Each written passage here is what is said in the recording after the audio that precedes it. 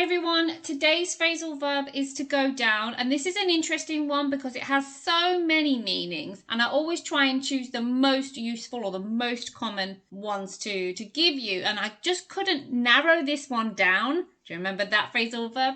To less than 6, so I actually have 6 meanings for to go down. Meaning number 1 is to simply to go lower or fall. The price of petrol went down at the beginning of the pandemic because there was an oversupply of oil. Meaning number 2 is to set. When we talk about the sun, we sat on the beach and watched the sun go down. Meaning number 3 is to be reduced in price, quality or level, etc. This is kind of similar to meaning number 1 actually, but I'll give you another example. The quality of the clothing from that store has really gone down since they changed supplier. Meaning number 4 is to stop working temporarily, for example, a computer system. When the system went down unexpectedly, we lost a lot of important data.